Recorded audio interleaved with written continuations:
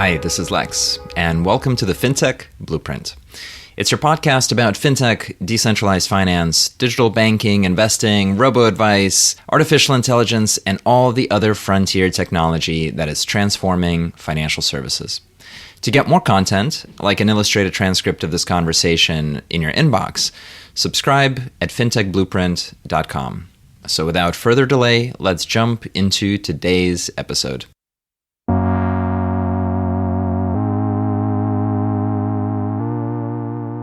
Hi, everybody, and welcome to today's conversation. I'm so pleased to have with us today Stephen Balavan, who's the CEO at Lambda Labs. Lambda is an artificial intelligence company, and we'll talk about that industry and the different parts of the industry and how they've evolved. A bit of disclosure, I've known Stephen for a while, and it was actually one of my first angel investments. And so I have an immense conflict of interest as well as a personal interest in everything that Stephen's been doing and Lambda's been doing. So with that out of the way, Stephen, welcome to the podcast. Hey, Lex, thank you so much for having me on. This is cool.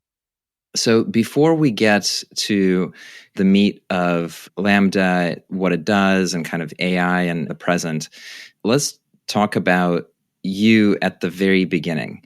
In your background, it was like education and then immediately neural networks, which is unusual. Can you talk about sort of your academic training, like what you were doing, and then how was it that you got pulled into this direction, when you got pulled in this direction, and what about it resonated with you? I studied computer science and economics at University of Michigan.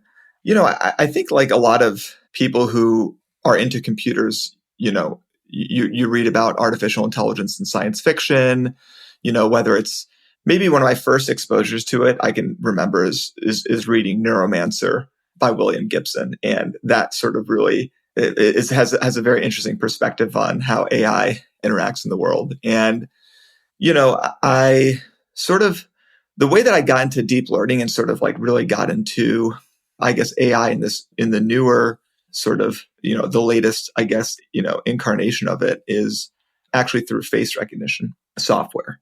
And so I ended up sort of diving into this problem of like, how do you recognize faces in an image? And what you find out is that this is like kind of like a largely an unsolved problem.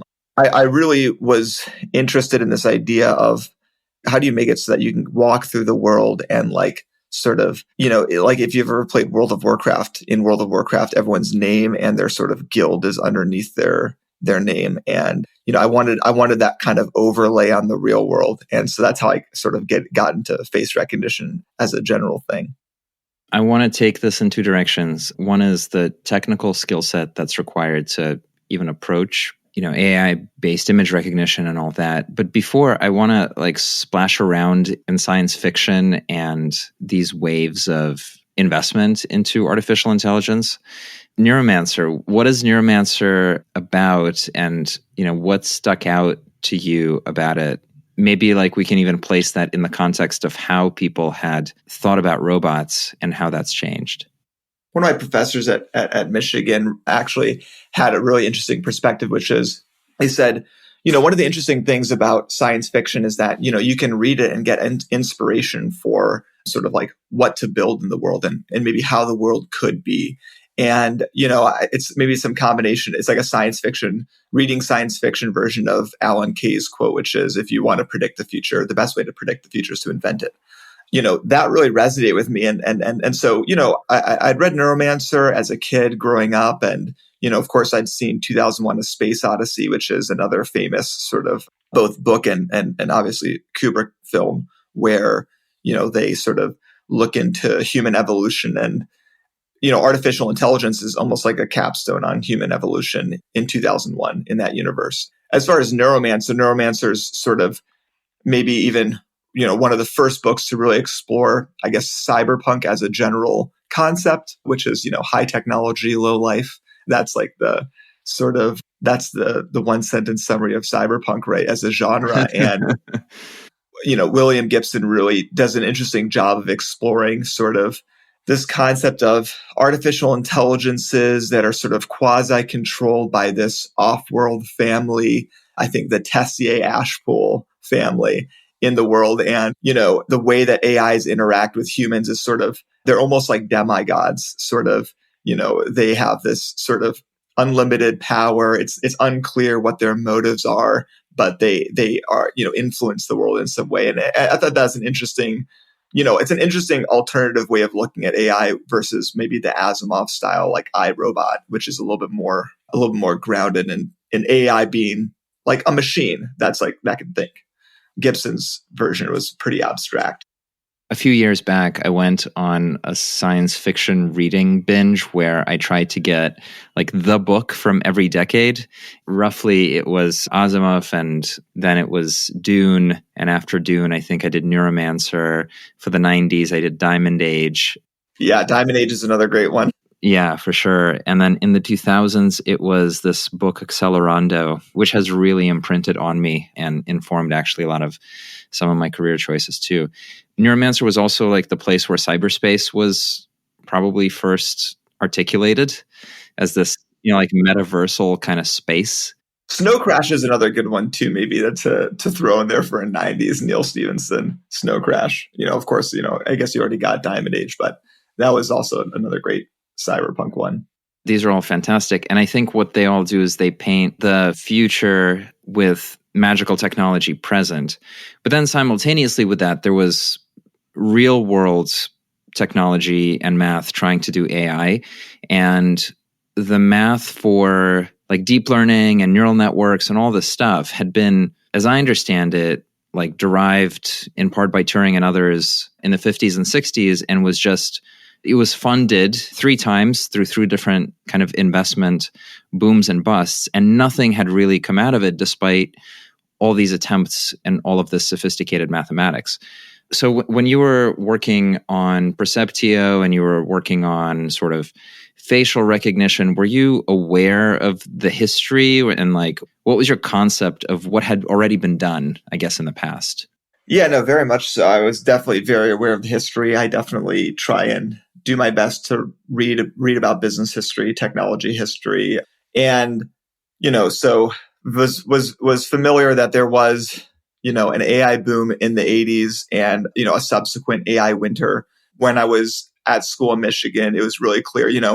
They did the standard thing where they show you what a perceptron is, and they show you that a perceptron is unable to learn a very basic function XOR. Right. And that's like sort of one of, if you will, like sort of, I guess you'd say the death knell paper for AI for a while. I don't know when the original paper was published that sort of like killed perceptrons or whatever, but like, they really just emphasize that there's some limits to that architecture.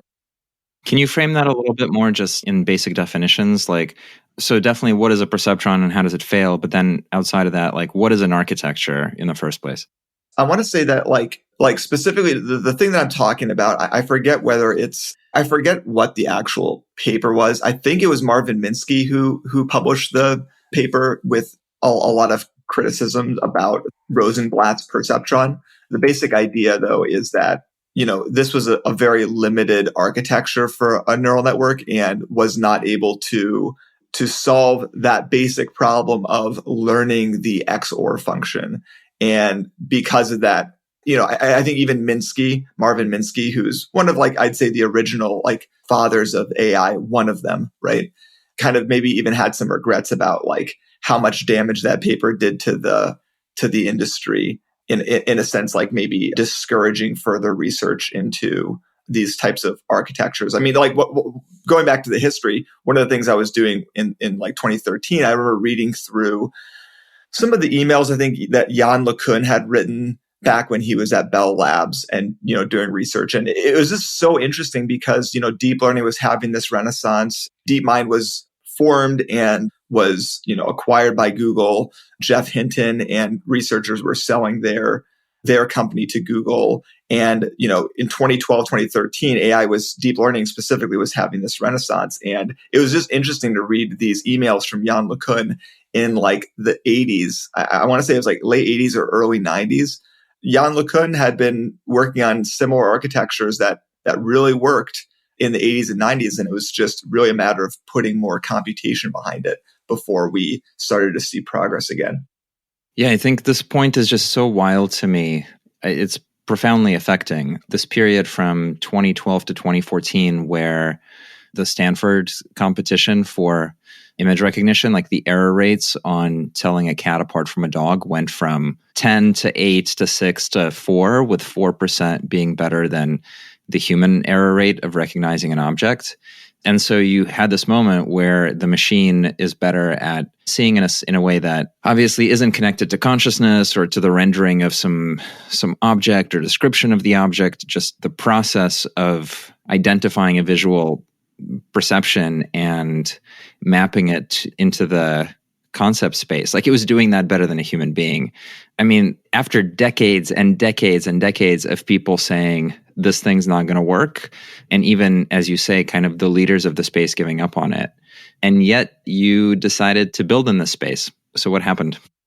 Interesting, like sort of like going back to sort of even science fiction and being a little bit of an inspiration is that, so in 2012, I was really interested in this problem, like I was saying, of having this sort of visual overlay in the world. It was a little bit like sort of, an augmented reality type of vision where it'd be some combination of, basically glasses that you would wear that would overlay information about the world, and it would be tied into an artificial intelligence that would be able to, recognize faces, tell people. It kind of be like a serendipity accelerator, right? The idea was basically you could meet somebody on the street and it would tell you all the social connections you had in common, maybe, little facts about each other that were shared interests or whatever.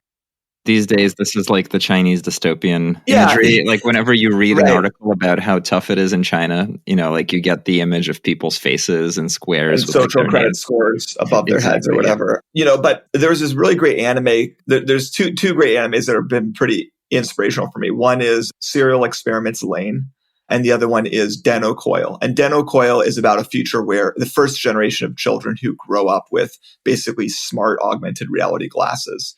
Basically, I really wanted to build that thing. So if you go watch the anime Deno Coil, Denou Coil, Coil, basically they have these like little, sort of pets inside of augmented reality, and they can sort of play in this totally separate world that's layered on top of the real one.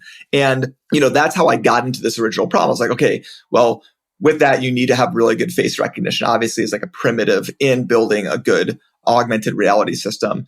And I realized that face recognition problem was really an unsolved problem. And thankfully, at the time in 2012, like Alex Kershevsky and Ilya Sutskever had just published the ImageNet paper where they had trained, a state-of-the-art ImageNet on basically a desktop computer underneath their desk.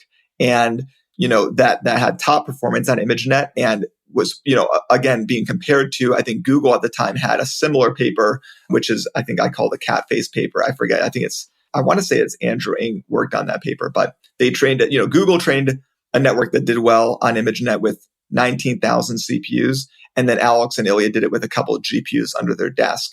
And so, at the time, face recognition has always been this extremely competitive field in terms of like technological ability, like the NIST. So the National Institute of Standards and Technology had the Ferret competition, which is, I think, FERET, which is a face recognition competition. And the cool thing was that like around that time, all the state-of-the-art people were doing deep neural networks to, have state-of-the-art face recognition performance. And so it sort of fortuitously, it was really lucky for me to just kind of get piped into the deep learning community just because I was trying to solve this face recognition problem. And so that's like really the origin of me getting involved with deep learning. You mentioned Perceptio. I don't think anyone in the audience had like heard of this part of the story, but, I joined this company Perceptio as basically their first employee. We were doing image and face recognition software that ran locally on the mobile phone. And Perceptio, we basically were running neural networks that would, the inference pipeline was actually with OpenGL ES shaders. So it was like OpenGL, like gaming shaders, like computer graphics shaders, but to actually run the neural network. That company ended up getting acquired by Apple. And, some of that technology eventually got integrated into iOS in the form of the kind of face and image search features that you see today. For context, it's also important to say that this is a decade ago. That was in 2013. It just ended up being sort of lucky that face recognition was so well solved by basically convolutional neural networks at the time. Interestingly enough, the path for Lambda is this like really crazy, insane path. But in 2013, Face.com, which was this Israeli company run by Gil Hirsch and a few other people, Face.com was acquired by Facebook. Face.com was doing face recognition software, and that's what eventually got Facebook, to add the auto tag feature. When they got acquired, I kind of knew that they were going to shut down their API. And that's actually how Lambda first launched our first product. Our first product was a face recognition API. And we launched it in 2012-ish. And that was sort of the beginning of the whole thing for me. I had a strange entry into the space as well and reaching out to you around that time because I was focused on the automation, the straight sort of digital transformation of the investing industry. As an entrepreneur, you sort of absorb these stories you tell to the world of like the introduction of technology, of like this advanced technology into the space is going to be so fantastic and it's going to democratize access and it will be cheaper for everyone. And now, everyone can have better versions of financial services or healthcare, whatever you're focused on. And then at some point between 2012 and 2014, the AI stuff had kind of turned into DeepDream. And I'm sure we'll talk about that in a second. I'll ask you kind of to define DeepDream and DeepStyle and what these things were. But all of a sudden, you started having these applications of math to the visual arts. And of course, today with Dall-E and generative AI, this stuff is so vividly better than anything a person on average would do. In the moment, you could see that kind of like seed being planted where the hallucinations of machines were generating more interesting visual outcomes than artists and potentially incredibly novel outcomes. And for me, like I'd been spending all this time being like, technology is going to be so good at replacing financial advisors. You just use a robot to move your money around. And then like in my private life where I had an arts practice, it was basically a holy shit moment for me because I was like, these robots are better artists than anything I can do. And that made me feel like profoundly affected. And I remember finding the application you were working on at the time and reaching out to you. And this is a good place to kind of ask, what was that application? What is DeepStyle? And kind of how did you get there? Yeah. So anyone who's done face or image recognition before, loves looking at the weights of their neural network, like visualizing the weights that are being learned by a ConvNet or by a neural network are an important part of understanding how well the learning process is going. And so it's not uncommon for people to sort of plot out visually what the weights are and the convolutional filters that are being learned. And they're really beautiful. Like anybody who's been doing that work will look at their weights of especially if you're learning a visual neural network, right? You're going to look at those weights and go, wow, I can see, this is a feature that's learns to detect glasses. This is a feature that's learning to detect whether somebody is older or younger. And you can kind of see the different features that are being learned by the network. Sometime in, I think it was like summer of 2014. I want to say it was 2014 or was it 2015? It's a little bit blurry for me. I think it was 2014.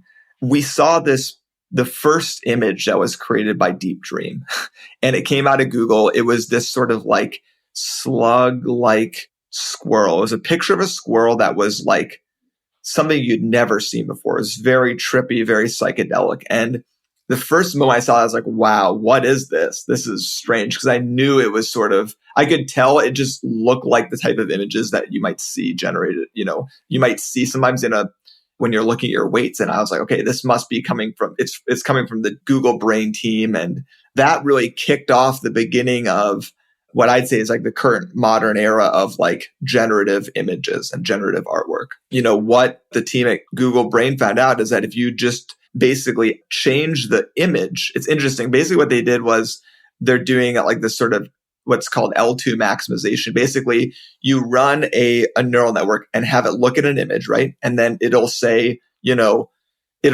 sort of what it sees. And then you sort of augment, you say, hey, see more of what you're already seeing and less of the things that you don't think it is. So for example, if it looks at a squirrel and it sees a squirrel or sees a slug or sees other things, you're going to sort of bump up the features that are really salient, and you're going to diminish the features that are not salient. And then you run backprop and you backpropagate through the network down to the data layer. And usually you run backprop to update the weights of a neural network. But actually with the DeepDream, what you're doing is you're backpropping back to the data layer, and then you're actually updating the data itself. So it's kind of an interesting use of a neural network. You're not updating the weights of the neural network. You're instead updating the actual input and changing the input data. They were able to do things like, if you chose features at the very semantic level, you might be able to hallucinate things that don't exist. And if you chose layers that were, if you will, like earlier in the visual cortex of the network, meaning like, edge detectors, line detectors, stuff like that, it would actually kind of give you this almost Picasso or like impressionistic style. You know what I mean? I don't know if you remember the first DeepDreams. It made my skin crawl at the time, was just that like squirrel slug pug dog. Puppy slug. Like I've seen those on hallucinogenics in college, right? Like I've seen exactly that. Like what it reflected to me wasn't like a magic quality about the tech. It was that we were reverse engineering like perception. Perception. Yeah, no, I mean, it definitely says something when there's a marked similarity to psychedelic experiences. I mean, and when you take it to the extreme, it's like, on one hand, if you go very high up in the semantic layers, it's like a DMT trip, like insane like structure and color. And then if you go lower in the layers, it's almost like this sort of Van Gogh style impressionism. And it's just very interesting, what you learn maybe about perception in general when you study these things. Yeah, this is why like all the Chomsky pushback about like AI not being intelligent isn't interesting to me at all, because you don't need to understand what you're perceiving to like see if your artificial eye works, But anyway, maybe if we can go from that to how the DeepDream algo innovated on top of that, what did it mean to pull in style inputs? And then how did you end up setting up Dreamscope, and what was that like? We saw this, and we knew immediately that people were going to want to generate images like this. And so we just sort of like rushed to develop an application. We had a web app that we launched called Dreamscope. It was dreamscopeapp.com. And then we had an iOS app that we quickly followed on with. And we launched it, and we were processing millions and millions of images within the first couple of weeks of launching. And I would say that if you saw a DeepDream image during that time period, it was very likely that it was generated by Dreamscope. I mean, we were by far and away the most popular DeepDream generation application. And then in August, I believe, of 2015, Leon Gatte's and, Gatte's et al. 2015, which is the paper of neural style transfer, came out. And that was actually taking it one step further. So instead of just hallucinating stuff, you can basically say, here's the base image, here's a target style image. And then it would use this Gram matrix representation, which was basically sort of like a covariance matrix as part of the optimization. And you could basically take an input image and reimagine it in any style that you can think of. And that was also very popular. And what ended up happening was, this is 2015, 2016. This is the early days of what, we call maybe at the time neural style transfer. There was a company called Prisma that we competed with at the time. And it was interesting because, they've also, gone on to, they made Lensa. So Prisma is the company behind Lensa. I was going to ask you about this, and maybe I'll ask you now before we get into the hardware stuff, because your vantage point on it is so interesting.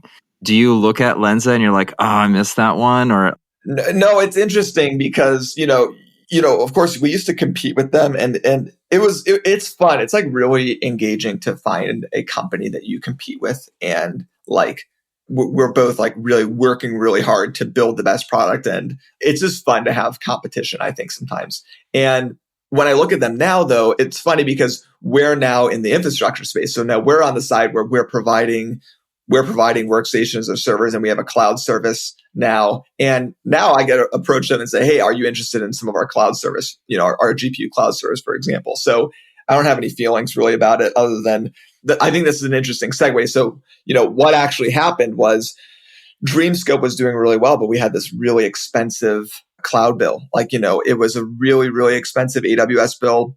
It was around $40,000 a month or something. And one of our early investors named George, who led our Series A and was an early employee at Google, said, hey, you should just build your own infrastructure.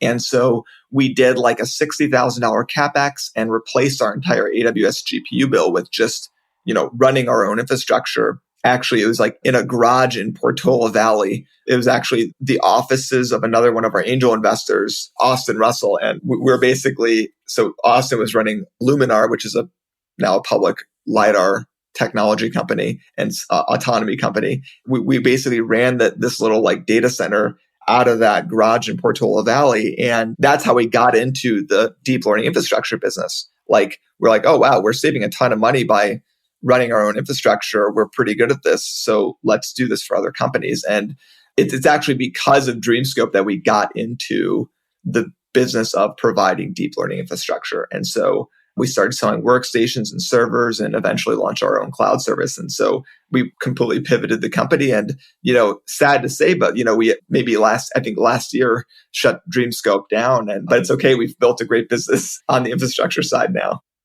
Yeah, absolutely. I want to, just because I think it makes sense in the conversation, to double click first on the evolution of the AI algorithms, right? So like this period from 2011 to maybe like 2017 was this like deep learning period, the convolutional neural network period. You had some adversarial stuff going on, right? Where it was like these big data sets, like all your financial transactions at JP Morgan, or like, all your health data or whatever, all these images of cats that we gave you. They were large data sets, but they were still sort of they weren't the whole internet. More recently, with OpenAI, there's been a step function in the nature of the algorithms that are being used. Like looking at Lensa, like it is a million times improvement over the deep style tech that their prior iteration provided. So can you talk about what's the advance in the AI math and like what has enabled that to happen? The number one thing is, of course, the transformer architecture. And, that's been, I think the main step function seems to be the scaling up of transformers, basically. Previously, you had these generative networks were basically, constructed out of convnets, which are neural networks that are designed to recognize images. And so they're shown a bunch of images.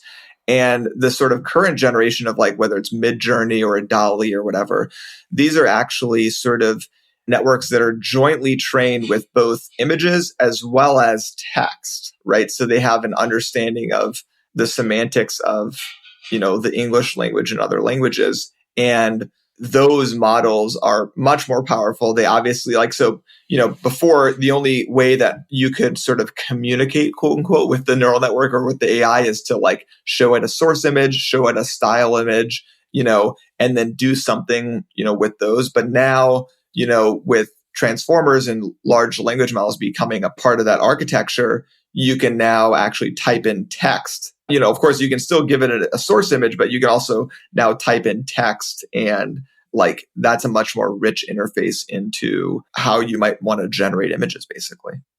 I have a very loose, non-technical map of it, but like I kind of think of it as on the one side, you have a model that has ingested not a local data set, but like the entire internet. So all of human intelligence of a particular type, like visual or language, and flattens it out into some sort of multidimensional space where like it can interpolate between a picture of a cat and a dog and find every infinite sort of permutation of that. And then you can add a little bit of like in the style of 3D rendering or Pixar or, in the style of a movie from 1985 or something like that. And so there's like this flat space of all images ever. And then on the other side, you've got this other model, which has done the same thing for language, like ingested all language ever and flattened it into this other space. And you can use one to navigate the other. And so you're giving people controls to like float around, like going back to Neuromancer, really float around in cyberspace where the stuff in that space, in the latent space. Yeah, in neural latent space, right? Exactly. Is totally wild. I stopped basically, we've never trained, for Dreamscope, any of the modern sort of Dall-E style clones or stable diffusion or whatever, right? And so I too am like, that's outside of my field of expertise. I did a lot of stuff with neural style transfer back in the day and did a lot of stuff with face and image recognition back in the day. And so like, I'm also not even, the right technical expert there. I mean, I know a little bit about it, but I'm not, by any means a technical expert on things like some of the newer architectures like Dall-E. It's interesting, you talk about the latent space stuff. It's like, all of these things have a latent space to explore and to go around. And so like that's definitely not a new concept in terms of these large language models. I mean, you could always explore around latent space with some of the older stuff too, but certainly it's gotten a lot better with the addition of language into the mix. Let's put the spotlight on the company that you're running and, like the bet that you made to transition out of the consumer social network sort of art use case and into the realization that more and more entities, whether they're enterprises or individuals or developers or whatever, are going to need to be able to run these really complex AI-focused, I don't even know what they are, let's say algorithms. How has that bet gone? What are the things that you want to share about it? And sort of like, what's the pace been like? Like, have you seen any changes in the last few years? Yeah, I mean, so when I started Lambda and, in 2012, like deep learning was something that you had to like tell people about and like convince them that it was a real thing. And then they go, well, but weren't neural networks already tried in the 1980s? And you're trying to go, well, no, this time's different. And you don't have like the shared language, the shared sort of like, oh, well, it's the bitter lesson, right? Which is that, compute power has been the one thing that's been driving the progress here on the same exact algorithms we've been using since the 1980s, because, you haven't spent a lot of time thinking about like the structure of how that science progresses. So you have to like convince people. And then in the early days, it was like, we were using Torch, like Lua Torch. So before it was PyTorch, it was Lua Torch. It was just called Torch. And then there was also, we used Theano, which was like a Python that was sort of like a graph. You just, it would create a computation graph. And that was sort of like a very similar to the first version of TensorFlow. It really took some time, I'd say between 2012 and when Cafe came out, started becoming really popular in 2015, 16. It was still like very early days for deep learning. And it would have been very difficult to like start a business that was providing deep learning infrastructure because there wasn't a lot of people doing it. And then I'd say, between 2016 through maybe, I'd say until now, like until like ChatGPT came out, right? And like Stable Diffusion came out, like 2016 until 2022, let's say, those 5 or 6 years are like the early adopters almost kind of thing. You're starting to see people, do AI first startups and whatever. And then now I think that we've finally started to, you basically between 2015 and 2022, people on Hacker News were really interested in learning about deep learning because they kind of saw it being the future, right? But that was only people on Hacker News who are really a let's say, technology forward group, right? And then, thankfully, we've been able to build a business around those sort of early adopters, I think. And, so we have customers. I mean, look, our customers are pretty much every company in the world. It's kind of crazy. Like, name a company, whether it's Amazon Research or Pfizer or Los Alamos National Labs or parts of the US government, parts of the US military, parts of any type of publicly traded company or, AI startups. I mean, we have a lot of different customers, and that part of the business is done really, really well. Like, so we have this sort of, on-prem AI infrastructure business where we have laptops, workstations, servers, and, large scale deep learning clusters called Echelon.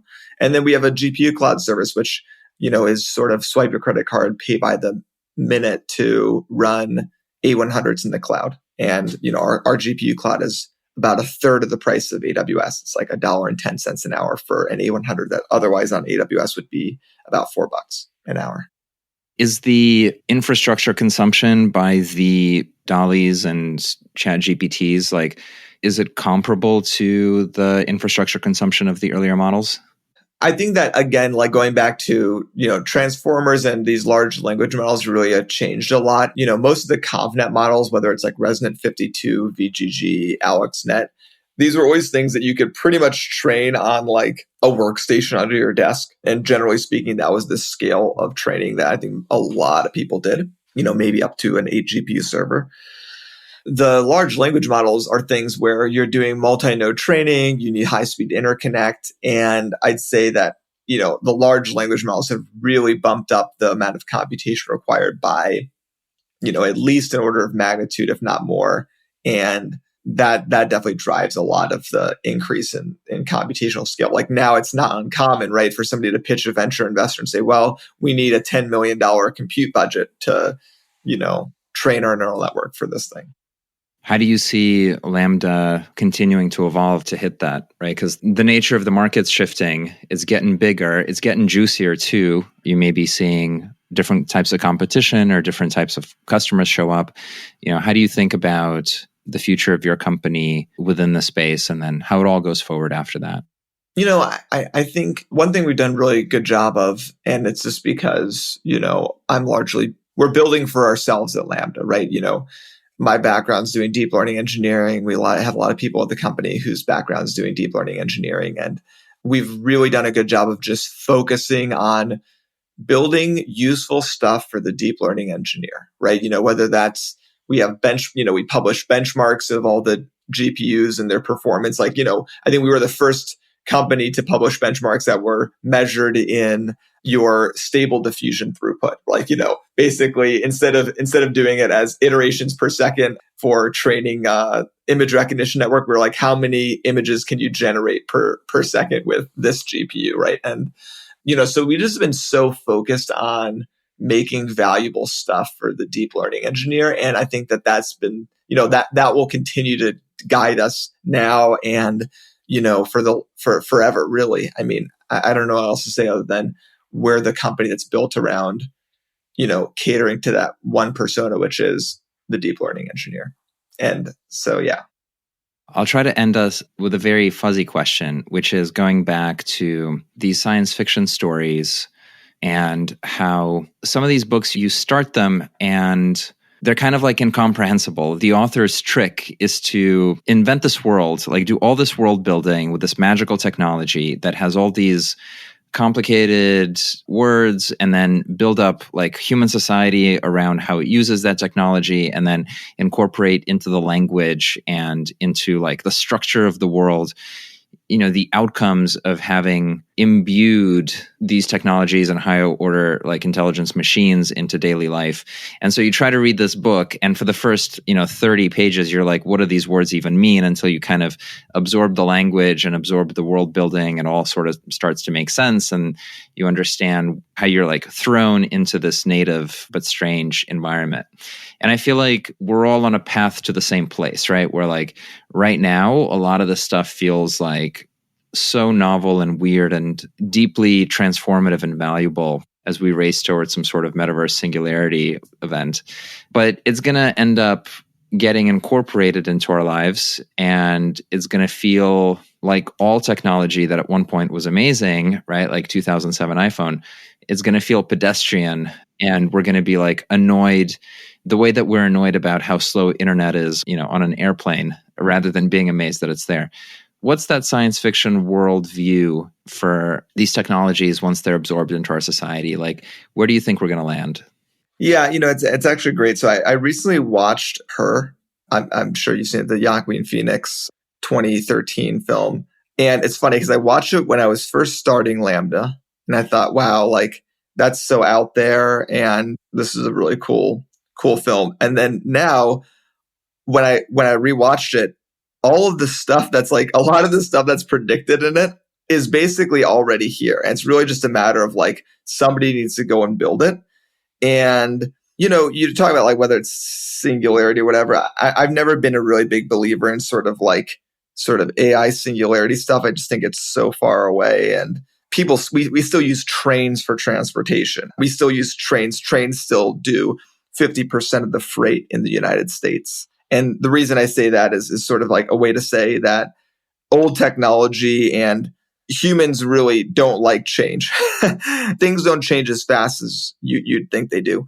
But like the point is that if you rewatch Her, and like everybody has the ability to go and take what is out there today, whether it's a large language model, a diffusion model, whatever, and build a really new experience. And I think the cool thing is that the people who are going to be defining the next 10 years, what is commonplace and what is the basic pedestrian thing that we get frustrated with, are all building those things today. And that generally speaking, just back to that Alan Kay quote, like, if you want to predict the future, invent it yourself. Everybody now with the way things are going, like you're in a great position to build that next amazing thing that doesn't exist right now. And it's kind of cool that I'm very honored to be able to have those people as customers and to be able to provide them with the infrastructure for them to build the future with. Amazing. Great place for us to put an exclamation mark. If our listeners want to find you or to learn more about Lambda, where should they go? You can find me on Twitter. I'm relatively active, Stephen Balavan, STEPHEN BALABAN. Our website is lambdalabs.com, LAMBDALABS.com. And so those are the two places people can find us. Fantastic. Stephen, thank you for joining me today. Yeah, Lex, thank you so much for having me. Hi, everyone. That's it for this week's episode of the Fintech Blueprint. For more technical deep dives into all things fintech and decentralized finance, check out fintechblueprint.com and grab a free subscription to the newsletter. This is Lex, and I'll see you next time.